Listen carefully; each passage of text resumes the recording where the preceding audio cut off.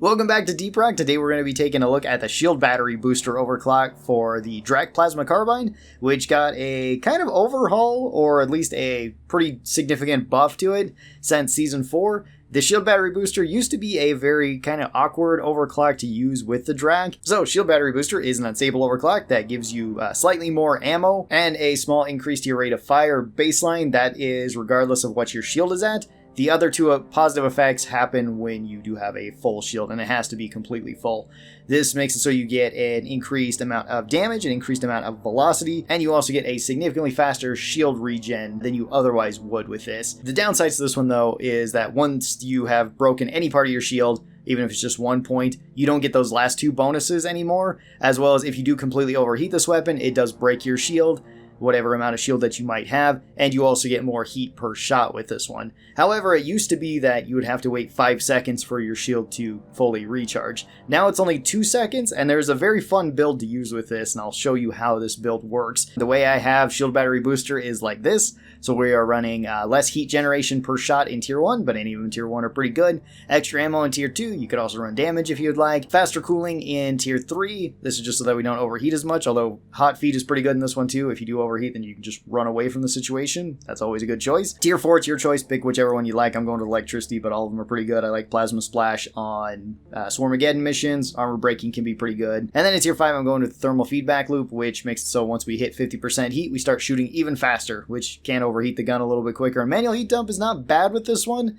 because if you do overheat, then you will immediately start regenerating your shield. That's always been a thing with this overclock. So it used to be better. It's not as good with the new shield battery booster.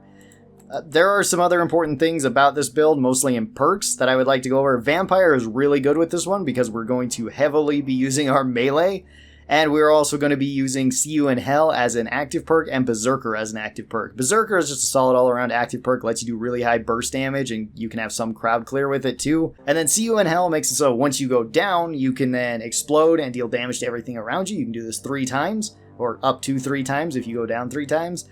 Mostly we're going to be interested in the passive though, where right after we get hit, then we get bonus melee damage. This one can also be really good if you have Skull Crushers or Slayer Stout. Either of those 2 beers is really useful to be taking on this mission. And for a secondary, we're just going to be taking the Boomstick with Double Barrel because it is awesome and really good at close range, and we're going to be fighting mostly at close range with this. We're also going to be taking the Boomerangs, although IFGs are a really good option with this one too, or Pheromones are really good. Cryos aren't bad either, because if they're frozen, it's also really easy to melee them to death, so any of your grenades work with this.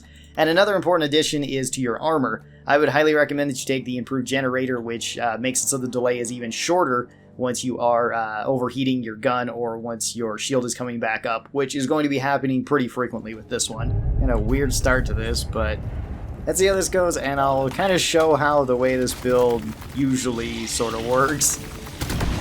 Generally, you can just use the Drak for dealing with whatever. It's really good at every range, especially with this overclock, and if you have shield, that's awesome. You'll do even more damage, but don't feel like you're needed to be tied to an amount of shield.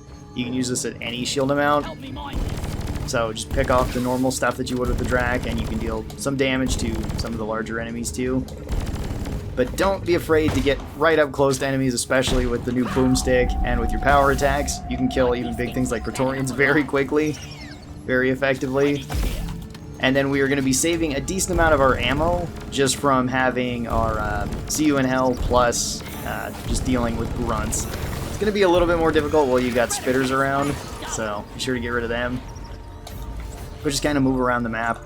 And then if you see grunts like this, you can even let them hit you. This way you can come right back with a power attack and just be getting your health back from shield battery, well, from Vampire. And shield battery booster makes it so it's very likely that you're going to have some amount of shield to get back from this. Now, you're not going to be wanting to use this against big crowds like I kind of am right now. That's not a super effective way to use it.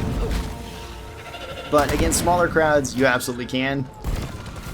So if there is just like one grunt that's running around, assuming Bosco doesn't just murder them all for you, you can kind of do that. I find this to be really useful in multiplayer. In solo, it's a little bit more difficult to get to work just because Bosco's so effective at just killing the regular old grunts. Alright, let's see how this goes.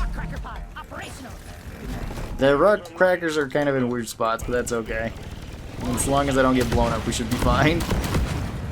Although they could get blown up too, which would be not so great. We'll just hope that that doesn't happen. Is that another spitter? that another one of you?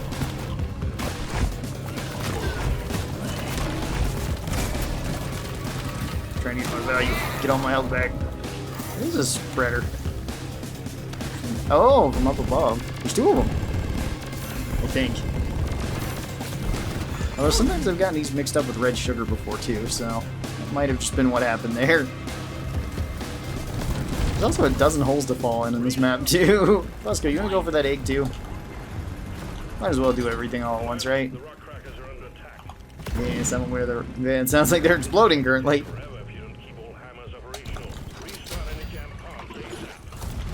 Yeah, okay. Well, don't need to do that then. Ah. Excellent work, and now we've got a horde inbound. Whoops. Didn't have hold of one. Oop.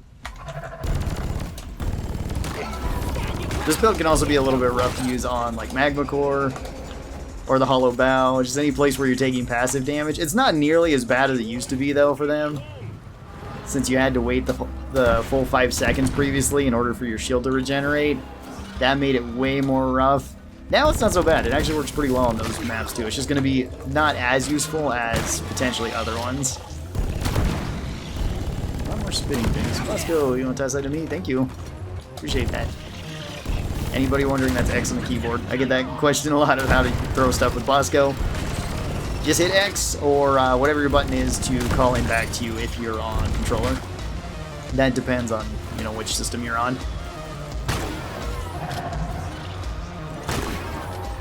Boomstick to kind of clear this stuff up. And again, kind of get some more pickaxe value. Get some vampire going. And if there is just one bug like this, you know, let him hit you. And you can just pickaxe him in the face. Using this build and getting more used to it can also really help if you are interested in learning how to melee in this game, or to melee effectively, because it can be a very useful skill to have, especially if you like playing Driller or Scout a lot. Classes that can benefit a lot from that. You do have to get up close and personal though, and that can be a little bit scary and usually pretty dangerous on the higher difficulties.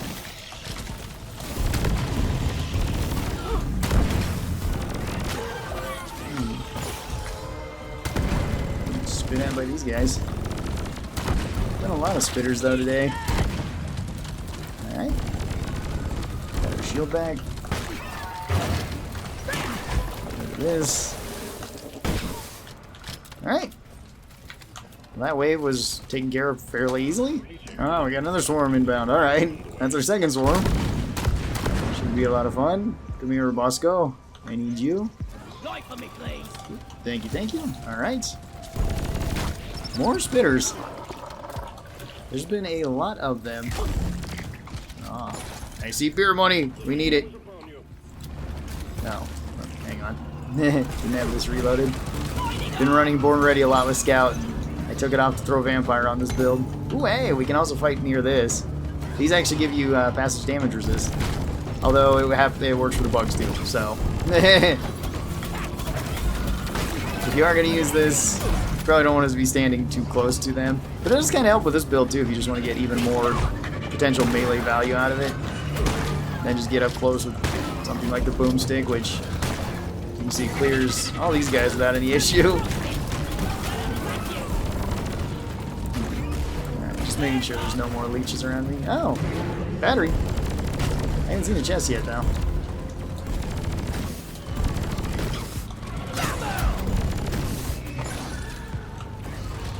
There's a roller, there's an exploder.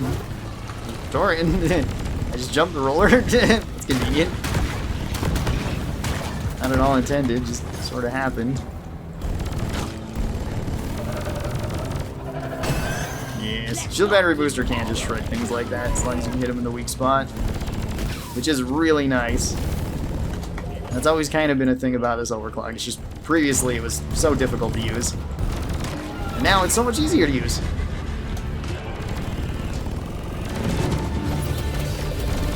Especially if you like the boomerangs or the IFGs. Oh, whoop. If you overheat it, it's not such a big deal because your shields start coming back pretty quick.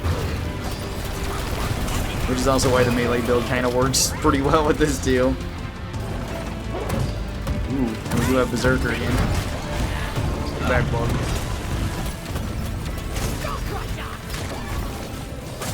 If you really hate oppressors too, Berserker might be a good one for you.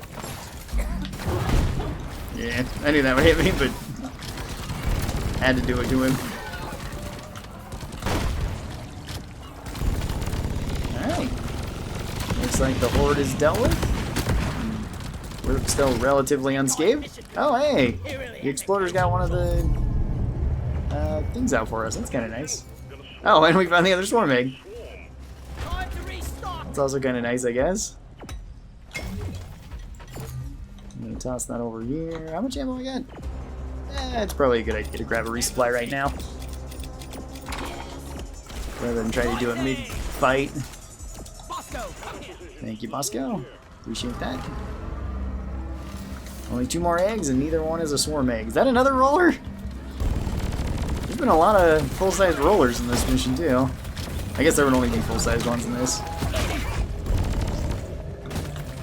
Oh yeah, one thing I like to do, too, with the power attacks is to kind of do a regular attack first and then a power attack. So, like, do one and then cancel it for the second. I find that that kind of helps because you can get potentially a little bit more damage. And if you know you can kill a small thing like, say, a Swarmer, you can do that more easily. So just, you know, one hit, then the next hit. As soon as the first one connects, you can cancel it to do the second. Oh, spreader.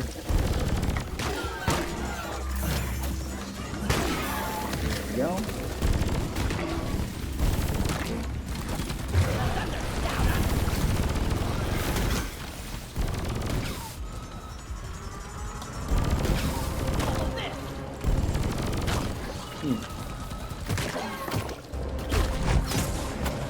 There we go. Get some HP back. It's less useful to do this towards slashers because they can actually do a pretty high amount of damage to you. It's mostly you want to be using this against the regular grunts, so... There you go. Get your health back that way, and then your shield will start regenning. You just find a lone grunt like that, it's really useful to do this for, and you'll save a little bit of ammo over. Let's be on our way then. I'm not going to go for the secondary because I haven't found any. Well, I found 5, but...